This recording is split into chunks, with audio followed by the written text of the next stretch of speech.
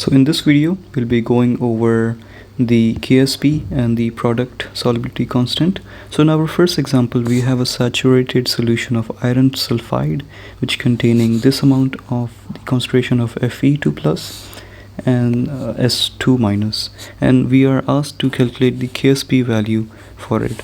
So the first step we have to do is writing the equation, chemical equation. So let's do that.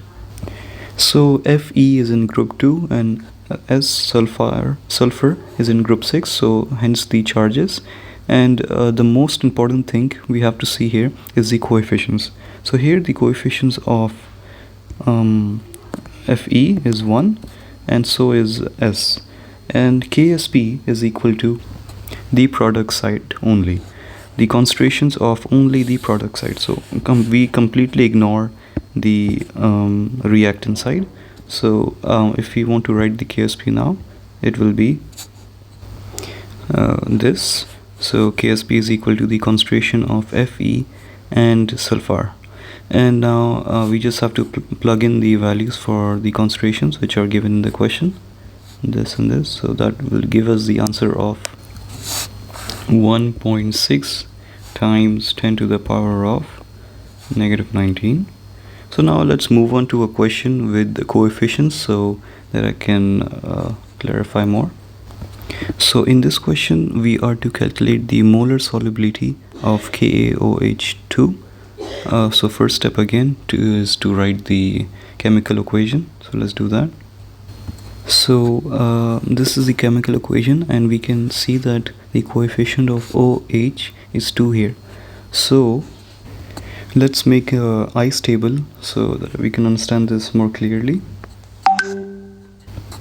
So here is the ice table, and we can see that there is an 2x here as the coefficient. So now if you write the KSP, it's going to be Ca2 plus, and OH is going to be squared, since, let me just write this in a different color.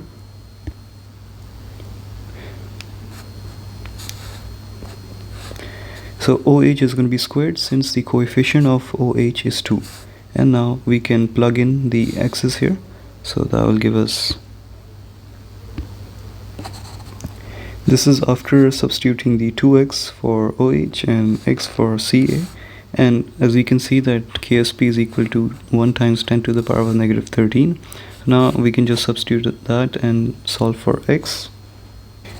So this is after simplifying.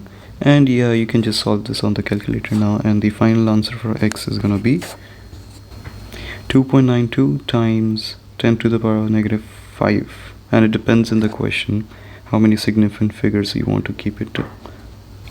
So this is the last example. You can pause and try solving this question for yourself. And let's start with it then.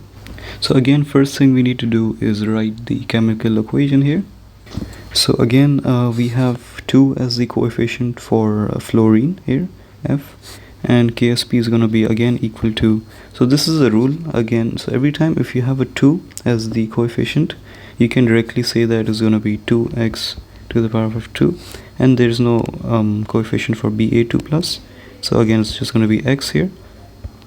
And you can just substitute now for KSP, the value 1.84 times 10 to the power of negative 7 is equal to 4x3, and then x is gonna be equal to 3.58 times 10 to the power of negative 3, and that's it. So this is very simple, just straightforward.